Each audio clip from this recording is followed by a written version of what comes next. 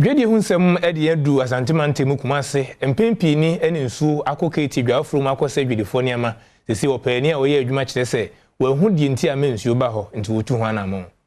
efiri me dwadifo yi eba Kejetia adwam ho no ehaw ahodo pina anomo afamu dwadifo yi esusu se contractor adwuma wo yeye no anso ni papa mame Evelyn ya aboadu eyo ba hema wodo momoton entoma ano ye nyina ni se Kejetia ye ba ye no eniema bi etete chima eno sa ne ma no ne empese ebese hu biem ye nka ne asam ensuo ne niema bi ekokọ okoso no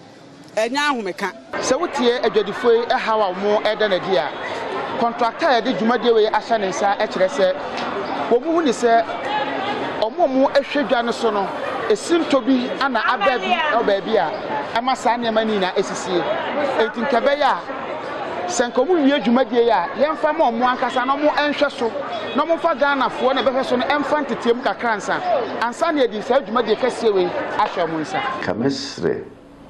local government minister say magwin mesre na nimsi e kan sama uti say